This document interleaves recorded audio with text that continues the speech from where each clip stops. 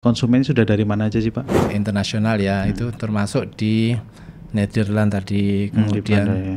New Zealand, Australia, kemudian Guangzhou, Cina. Kemarin itu kayaknya ada yang ke Malaysia juga ya Pak? Malaysia itu ada, kita memberangkatkan 5 kontainer malahnya. Oh Masya Allah 5 kontainer itu. Peci Batik Jogokarian ini sebagian keuntungan juga disumbangkan ke Masjid Jogokarian Pak ya? Iya, sebenarnya kita lebih dari 5% ya, jadi keuntungan. Sebenarnya kita itu ada lebih dari 10%. Cuman yang 5% kita khususkan untuk Masjid Jogokarian, sisanya untuk kemaslahatan umat. Mau 1M tapi infaknya cuma 1.000, 10.000. Ya, infaknya aja cuma 1.000, 10.000 kok minta 1M. Kayak mau ke toilet.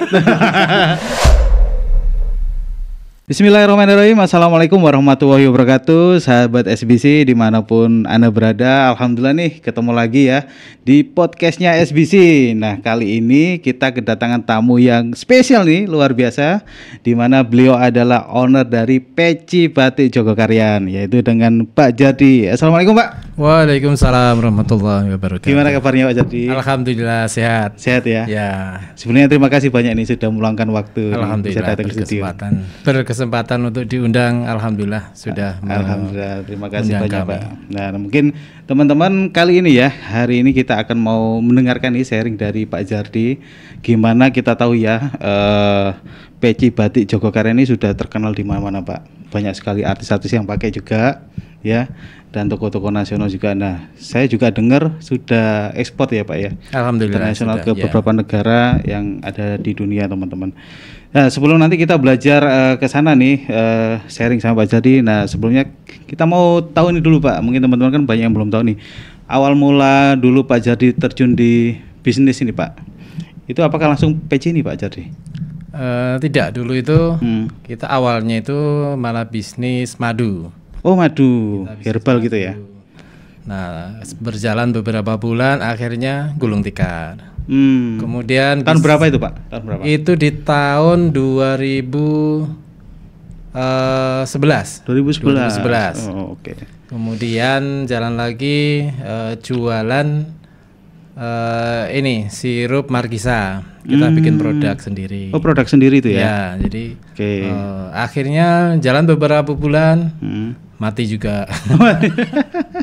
Nah, jadi ternyata untuk menemukan chemistry yang cocok dengan kita itu ternyata tidak mudah ya. Jadi kita harus jatuh bangun dulu, membangun sebuah bisnis untuk menemukan sesuatu yang mungkin gue banget gitu. Sesuatu yang gue banget gitu. Nah, jadi ternyata ada liku-likunya. Jadi dari situ kemudian sempat juga bisnis multi level marketing itu juga sama. MLM ya. Okay. Jadi itu salah satu ya jatuh bangun juga ke situnya. Tapi alhamdulillah dengan pengalaman seperti itu ternyata membuat kita menjadi kuat ya.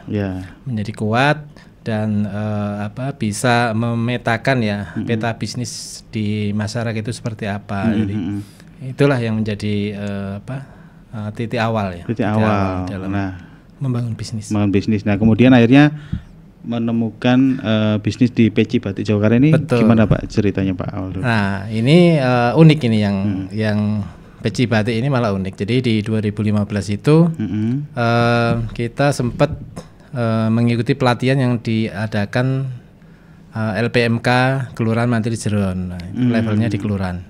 Kita ada pelatihan pemanfaatan perca batik. Nah, pemanfaatan perca batik ini dilalahnya. Itu peserta dari 34 orang. Itu ternyata yang cowok itu cuma saya. Cuma Pak Jardi. Iya. Wah, ganteng sendiri Pak. Iya, ganteng sendiri. Jadi dari 34 itu ada pelatihan 3 hari. Kemudian di hari pertama kita diadakan materi, kemudian hari kedua praktek. Kemudian di hari kedua ini kita diberikan PR untuk membuat produk dari perca batik. Harus perca batik waktu itu. Memang pelatihannya pemanfaatan perca batik. Banyak teman-teman yang bikin bandu, bikin dompet, bikin tas, bikin sarung bantal. Kemudian ada bikin gelang, ada bikin cincin juga dari perca batik itu.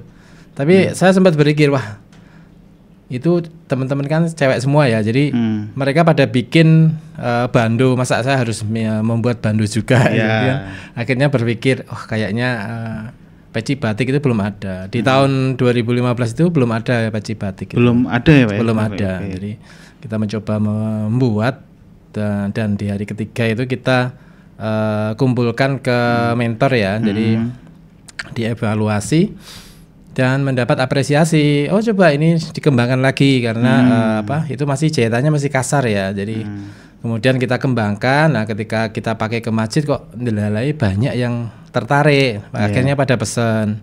Nah dari situlah mulailah kita berinovasi, akhirnya berkembang dan jadi peci batik yang sekarang. Oh gitu. Itu. Saya sempat dengar katanya itu awalnya bongkar peci anak ya Pak ya? Iya.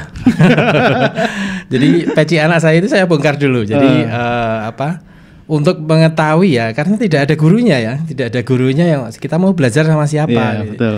Jadi akhirnya kita bongkar sendiri pecinya anak itu, akhirnya kita buat semirip mungkin, akhirnya jadi. Iya. Nah itu akhirnya tapi ada perbaikan di sana sini ya, karena jahitannya masih kacau ya. Kalau saya melihat itu masih ada stok yang lama itu.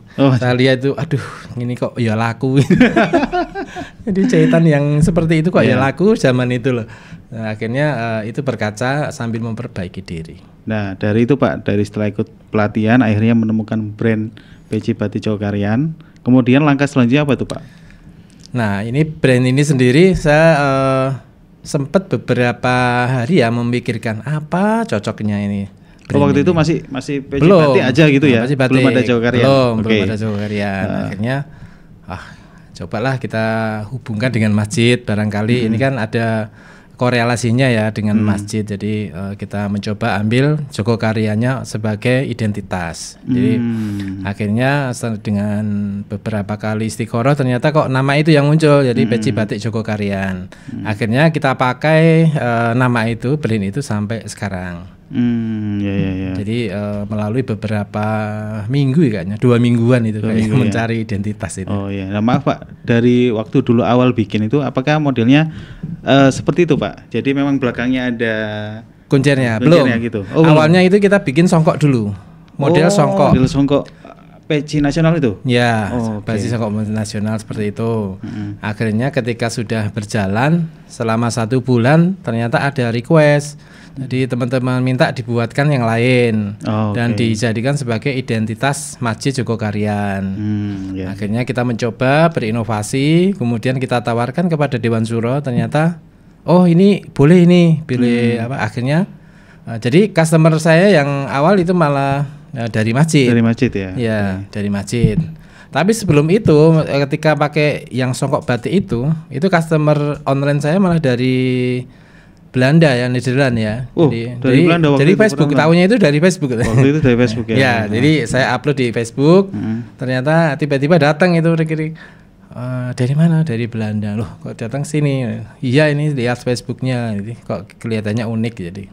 Akhirnya datang ke Jogja, Pak. Iya, itulah customer pertama saya yang dari luar itu. Dari luar negeri. Ya. Maaf, Pak, itu beliaunya juga Muslim. Muslim. Ya. Muslim. Tinggal di Belanda gitu. Iya. Oh, luar biasa. Nah, selanjutnya Pak, untuk mengembangkan nih setelah ketemu brandnya peci batik Jogokarian, yang dilakukan apa sih Pak? Senantiasa kita inovasi ya. Jadi setiap 2 bulan sekali kita mengupdate model dan motif. Jadi di awal itu kita namakan udeng Muslim ya. Jadi udeng Muslim. Jadi jenisnya kan ada ya. Ada songkok batik, ada udeng ya. Udeng ini kita namakan udeng Muslim. Nah, udeng Muslim ini kemudian kita masih mengembangkan lagi. Jadi ada beberapa macam. Sampai saat ini ada sekitar 6 model ya. 6 model bentuk udengnya. Bentuk udengnya. Ada yang model yang Jogokarian itu yang ada ekornya. Kemudian ada juga yang model siapa Pangeran Diponegoro yang panjang itu? Panjang ya, betul, putih, warna putih. Kita kembangkan ada putih, ada hitam yang model Pangeran Diponegoro. Kemudian ada lagi yang Jenderal Sudirman. Kemudian kita kerjasama juga dengan tanah laut yang ada di Kalimantan. Itu juga kita blend, kita bikinkan peci khusus yang untuk dijual di sana dijadikan identitas. Jadi kita juga melayani inovasi peci untuk daerah-daerah tertentu. Oh gitu. Seperti itu. Bisa custom juga berapa? Bisa custom sesuai keinginan dari customer kami. Jadi di tempat saya pengen mempunyai identitas misalkan. Nanti bisa dibuatkan sesuai dengan karakter dari daerah tersebut. Oh gitu. Mungkin pondok gitu bisa Pak ya? Kayak pondok gitu. Itu bisa sekali karena kita juga ada nge-branding dengan pondok-pondok. Jadi di atas itu nanti kita akan tulis ataupun logo. Kita kasih logo dari yayasan atau sekolah yang bersangkutan. Ya. Nah Pak, kalau untuk strategi marketingnya sendiri Pak, ini kan bisa dikatakan produk lokal ya. Kan nggak mudah nih. Banyak sekali juga UMKM yang dia mempunyai produk sendiri, produk lokal tapi nggak bertahan lama gitu Pak. Jadi di tahun 2017 itu kita masih menggunakan jalur distribusi offline, jadi jual langsung. Jadi kemudian user langsung ya Pak. Jadi kita kemudian di 2018 kita mengembangkan digital marketing. Nah digital marketing ini kita menawarkan produk melalui jaringan internet di berbagai marketplace. Online ya. Semua kita masukin marketplace. Kemudian kita branding. Nah di branding ini kemudian ternyata mengangkat. Jadi ketika kita masuk digital marketing, orang yang tidak tahu menjadi tahu. Jadi ketika mereka datang ke Jogja, pengennya cari oleh-oleh khas Jogja. Makanya kita tawarkan peci batik Jogokarian sebagai alternatif dari oleh-oleh selain dari yang sudah ada ya. Misalkan ada blangkon seperti itu ya. Jadi bakpia. Ini ada oleh-oleh peci batik Jogokarian. Jadi kita nge-branding itu untuk membuat identitas ya, identitas dari Masjid Jogokarian. Makanya kita berusaha mengembangkan model-model yang lebih banyak lagi karena apa? Karena kompetitor itu mudah sekali untuk mengkloning. Jadi makanya kita berusaha yang niru banyak Pak yang banyak. Banyak ya. Banyak. Nah, salah satu cirinya ini produk asli peci batik Jogokarian gimana itu Pak? Kita ada label di dalam peci. Di dalam pecinya ya. Di dalam peci ini kita di dalam kita kasih label. Nah, jadi orang yang mau beli nanti bisa cek dulu di dalamnya ada labelnya peci batik Jogokarian atau enggak. Pastikan beli yang asli, ada labelnya. Kayak gitu Pak ya. Betul. Nah Pak, yang saya menarik ini kan masalah juga banyak yang tahu nih. Kalau banyak juga artis dan juga tokoh nasional nih yang pakai peci batik Jogokarian nih Pak. Nah, boleh cerita nih Pak. Ini awal mulai kok bisa sampai melangkah seperti itu, akhirnya bisa banyak masyarakat yang tahu gitu. Jadi awal mula kita memakai artis itu di saat pandemi malahan. Jadi ketika di 2020 awal tahun itu pandemi melanda, kemudian market kita turun ya. Jadi dari offline, dari online semua turun. Akhirnya kami bermusyawarah untuk melakukan terobosan bisnis. Jadi terobosan marketing dengan melakukan kita mencoba ya trial and error ya. Jadi gambler lah istilahnya kalau dalam bisnis itu. Jadi cobalah kita menggait beberapa artis karena artis juga jobnya juga berkurang ya karena masa pandemi akhirnya agak ada promo-promo artis ya. Akhirnya kita hubungi salah satu, salah dua, salah tiga. Jadi yang pertama itu Tengku Wisnu ya, Tengku Wisnu. Itu endorse Pak? Endorse ya. Kita endorse dulu. Jadi di awal 2020 kita coba menghubungi Tengku Wisnu. Akhirnya gayung bersambut ya. Disambut dengan baik. Kebetulan beliau juga artis hijrah ya. Jadi kita coba melakukan pendekatan, akhirnya deal. Akhirnya kita melakukan shoot, kemudian ketika sudah shoot kita upload kontennya, ternyata bisa mengangkat dari produk ini. Jadi dari viral segi, Pak ya. Jadi viral dari segi omset naik ini. Wah, ternyata kok naik ya. Akhirnya ketagihan. Jadi jadi ketika kita mengendorse artis kok dalam 3 minggu itu sudah balik modal. Ini yang untuk endorse itu. Akhirnya oke lah kalau begitu kita agendakan setiap bulan kita endorse artis. Akhirnya setiap 1 bulan sekali kita mengendorse artis untuk membranding peci batik Jogokarian. Dan akhirnya viral di media sosial karena kan di masa pandemi itu orang tidak jauh dari HP ya. Jadi tiap hari itu mantengin HP terus. Gak ada kerjaan kan, Pak? Jadi scroll. Nah, itulah yang membuat Peci Batik Jogokarian itu bisa naik.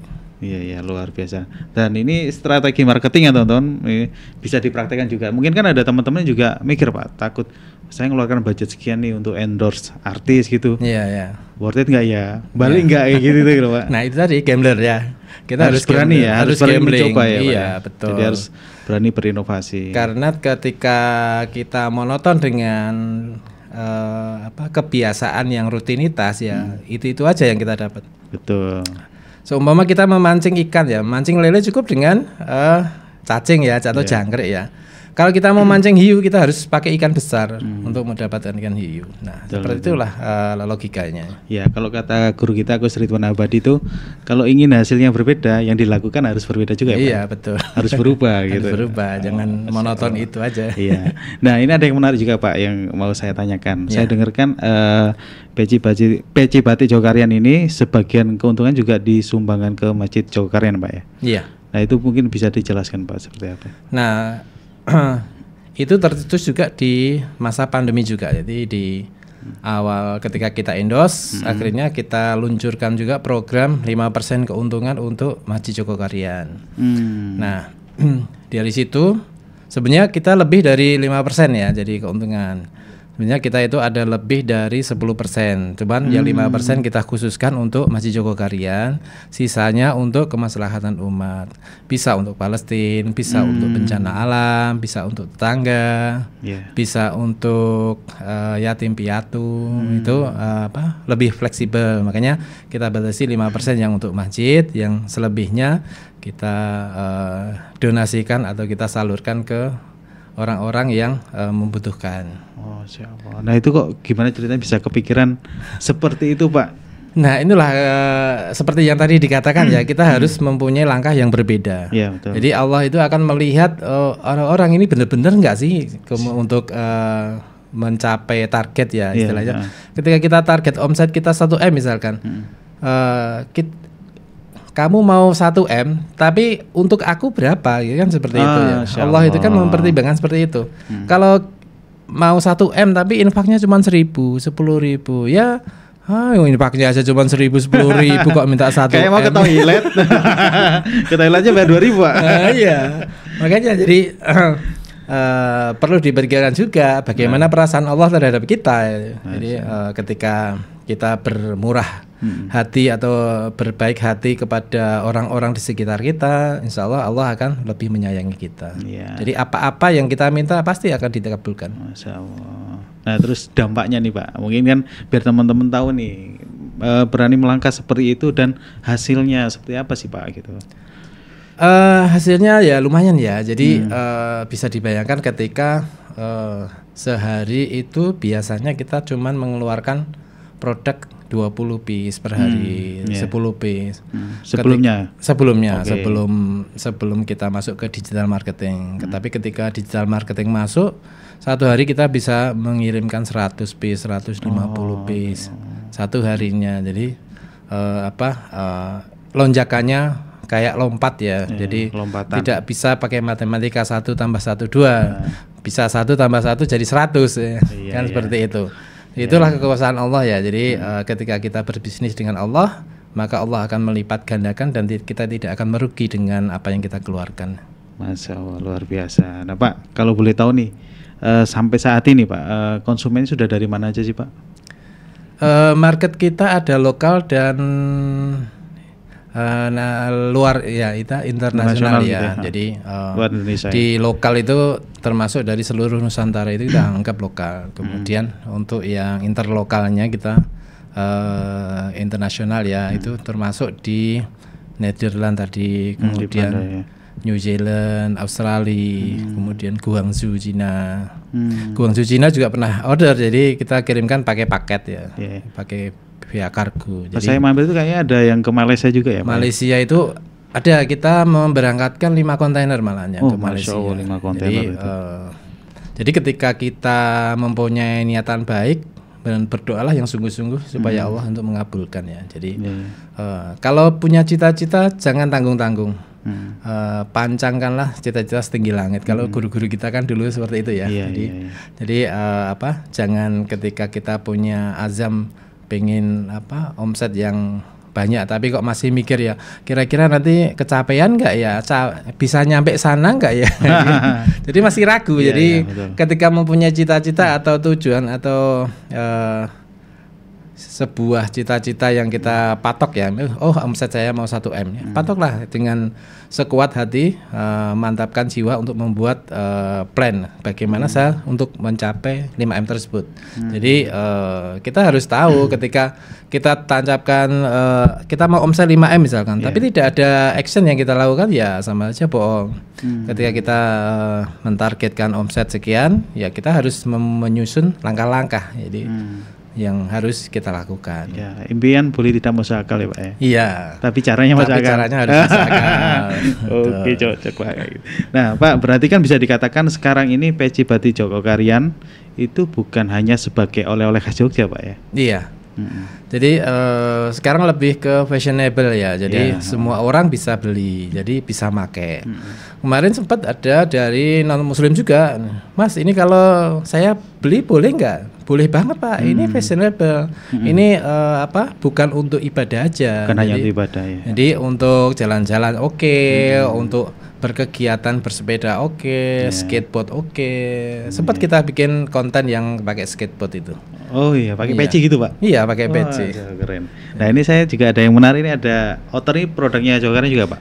Betul, ini juga produk dari peci batik Jogokarian. Jadi ketika kita sudah berbisnis di bidang peci, kemudian kok ini juga gara-gara customer ini. Oh gitu. Mas, selain peci apa lagi ya? Jadi, akhirnya kita jadi berpikir apa lagi yang cowok ini ya. Akhirnya timbullah baju outer. Jadi di showroom kami sekarang itu ada outer, ada celana, ada celana gamis. Juga. Jadi yang kita sediakan. Ini gara-gara customer aja yang komplain.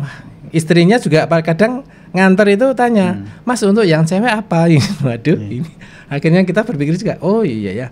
Akhirnya kita memproduksi fashion cewek kayak rompi, kemudian outer untuk putri itu kita produksi. Jadi nggak hanya cowok sekarang ya Pak pasarnya Pak ya? Betul, kita harus expand dan inovasi. Nah mungkin ini Pak, teman-teman ada yang bertanya nih, kok bisa akhirnya ekspor?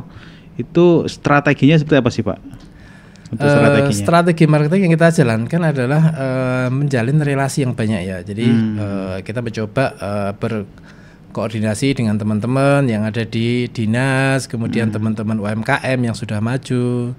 Kita ikut dalam grup-grup WA yang mereka ikuti. Jadi akhirnya di sana ketika bisa membuka pintu peluang untuk ekspor. Jadi jaringan ini sangat menentukan ya jaringan. Jadi apalagi sekarang itu ada IPTC yang ada di luar negeri itu membuka sepenuhnya untuk UMKM untuk bisa naik kelas dengan memberikan akses ke pasar luar negeri. Itu bisa kita dapatkan melalui dinas perindustrian. Oh, dapat jalurnya gitu Pak ya? Iya, kita bisa tanya-tanya ke sana bagaimana cara ekspor. Nanti kita akan mendapatkan link-link IPTC yang ada di luar negeri. Oh, nah ini buat teman-teman yang punya produk lokal ya, yang siap belajar go internasional, kayak peci batik Jogokarian bisa mengakses melalui jalur resmi yaitu melalui dinas perindustrian maupun melalui pelatihan-pelatihan ekspor yang diadakan oleh pemerintah. Luar biasa, ini dapat ilmu nih teman-teman dari Pak Jardi ya, gimana caranya nanti produknya bisa go internasional. Nah Pak, saya lihat kan Pak Jardi juga aktif di SBC kan, di mana Pak Jardi ini juga sebagai Wakil Menteri Amal Usaha di Sukses Berkah Community. Nah Pak, kalau boleh tahu nih, awal dulunya gabung SBC itu kapan sih Pak? Dulu itu kebetulan kita ada pelatihan yang diadakan dinas itu Bikraf ya. Oh, Bikraf ya. Ikut Bikraf di tahun 2018. Nah, kemudian dari situ ternyata ada informasi ada pelatihan bisnis yang tidak berbayar. Waktu itu tidak berbayar ya. Jadi kemudian kita mengikuti, akhirnya masuklah ke KPB ya, kelompok pendampingan bisnis. Akhirnya kita masuk di kelompok pendampingan bisnis. Kemudian Setelah itu kita lulus dari kelompok pendampingan bisnis, kita masuk ke tahap selanjutnya jadi One Year Coaching. OYC, program OYC. Program OYC ini yang rencananya itu 1 tahun ternyata kena pandemi. Akhirnya jadi molor jadi 2 tahun itu. OYC 4 ya? OYC 4 itu 2 tahun sendiri itu. 2 tahun sendiri. Jadi pendidikannya 2 tahun sendiri. Dan itu ternyata banyak ilmu yang kita belum dapatkan di luar itu ada di sana. Jadi dari situ kita mendapatkan ilmu tentang bagaimana membuat strategi marketing yang efisien, kemudian tentang pembukuan keuangan seperti apa, kemudian banyak lagi ilmu-ilmu yang bermanfaat. Bagaimana memandang peluang bisnis yang ada di sekitar kita itu juga diajarin di situ. Nah, berarti penting juga ya Pak ya, harus tetap belajar. Sangat penting. Jadi bahkan secara hablum minallah ini kita dibina juga di SBC itu. Tidak seperti di komunitas-komunitas bisnis lain ya yang mengedepankan tentang keduniawian. Tapi kita dari segi hablum minallahnya juga dibina di dalam SBC. Iya, luar biasa. Nah, terakhir nih Pak.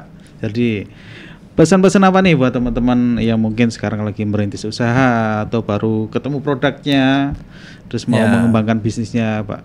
Monggo Pak. Pesan untuk teman-teman yang ada di UKM yang belum atau baru startup, jangan mudah putus asa ketika bisnis yang kita jalani sekarang itu bangkrut ya. Teruslah bangkit dan bangkit. Jadi tidak ada arang yang tidak patah. Tapi ketika kita sudah menemukan chemistry-nya, insya Allah nanti akan berkembang dan tidak bisa dibendung. Jadi ketika bisnis itu sudah berkembang, itu tidak bisa dibendung. Misalkan kita, aku cukup sini aja kok. Misalkan jualan peci di nasional aja, ternyata permintaan itu dari luar itu banyak. Ternyata. Jadi tidak bisa dibendung. Jadi ketika kita punya satu tempat untuk memproduksi dan membuat bisnis, ternyata di tahun depan itu tidak cukup, akhirnya mengembangkan dan itulah berkembang sendiri. Jadi ketika bisnis sudah terkelola dengan baik, itu akan berkembang dengan sendirinya. Jadi tetap semangat ya Pak ya. Tetap semangat, jangan putus asa dan bikin super team untuk bisa menjalankan bisnis secara autopilot. Nah, jadi bisa jalan-jalan ya Pak ya. Bisa jalan-jalan, jadi orangnya jalan-jalan, yang punya jalan-jalan ya. Tapi kontrol, autopilot. Pilotnya kontrol ya. Iya, jadi pemasukan tetap ada meskipun kita baru jalan-jalan. Kita jalan-jalan 1 bulan penuh misalkan, ternyata omset juga penuh 1 bulan itu. Jadi jangan takut ketika sudah punya autopilot. Bentuklah super team yang bisa menjalankan bisnis kita. Jangan takut untuk mengajarin orang untuk membuat suatu bisnis ya. Jadi karena apa? Karena itu nanti akan menjadi amal kita yang kedepannya. Jadi jangan sampai kita pelit untuk berbagi ilmu ya. Jadi karena apa? Karena dengan kita berbagi ilmu, Allah akan membuka pintu rezeki dari pintu-pintu yang lain. Iya, Masya Allah, luar biasa. Terima kasih banyak Pak Jardi. Ya, terima kasih. Barakallah juga. Semoga usahanya makin sukses, berkah. Amin. Baik teman-teman, episode kali ini sampai di sini dulu ya. Semoga bermanfaat, bisa menjadi referensi untuk teman-teman semua. Sampai jumpa di episode berikutnya ya. Assalamualaikum warahmatullahi wabarakatuh. Waalaikumsalam warahmatullahi wabarakatuh. Terima kasih Pak.